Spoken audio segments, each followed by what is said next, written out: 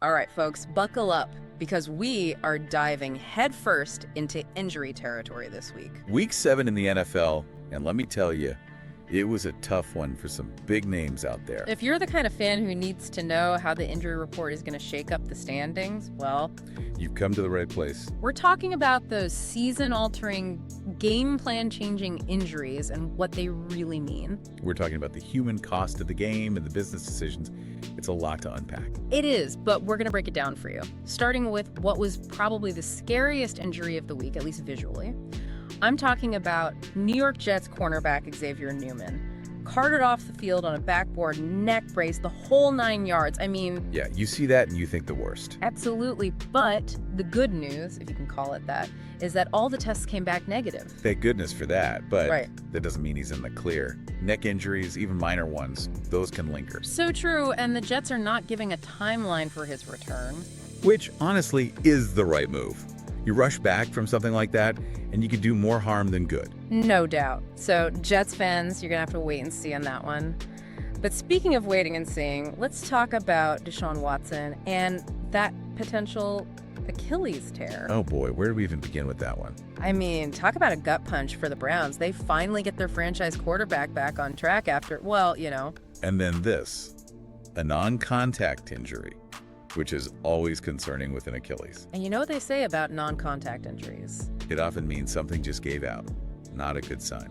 And for a quarterback, especially one as mobile as Watson, an Achilles injury could be devastating. Absolutely. Think about it. His ability to escape the pocket, extend plays, that's a huge part of his game. And if he can't do that, Forget about it. not to mention the financial implications, Yeah. we're talking about a massive contract here, one of the biggest in NFL history. Yeah, and that's a whole other conversation, right? The risk versus reward of these mega deals. Yeah. It's a huge gamble for these teams.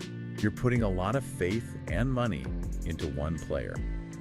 And in this case, it looks like that gamble might not be paying off for the Browns. At least not this season.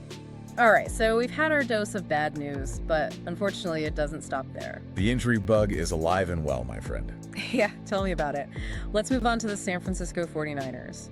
They've been absolutely decimated by injuries this year, and it seems like every week it's something new. This week, it's wide receiver Brandon Ayuk's turn. Potentially torn ACL. Season ender. You hate to see it, especially for a guy like Ayuk who is having a breakout year. He was on pace for a career year.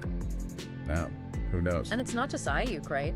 They're already without George Kittle, Christian McCaffrey, Deebo Samuel, Elijah Mitchell. It's tough to win in this league when you can't keep your best players on the field.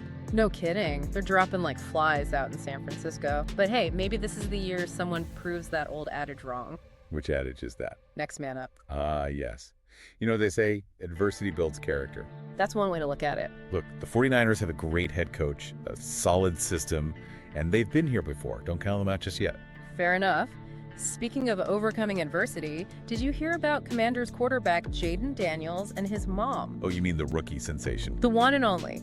Took a nasty shot to the ribs in their game. It looked like he might be done for the day. Rib injuries are no joke. Tell me about it. But anyway, his mom took to Twitter, or X, whatever we're calling it these days, and just tweeted, "He's fine." That's a mom for you. Right, no medical degree necessary, just pure mom instincts.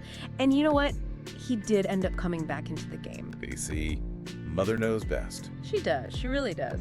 But seriously, folks, that's what this game is all about. The highs and lows, the uncertainty, the resilience. You never know what's going to happen next. That's why we love it. That's why we watch. And speaking of watching, you better believe we'll be keeping a close eye on all these injuries and how they develop in the coming weeks.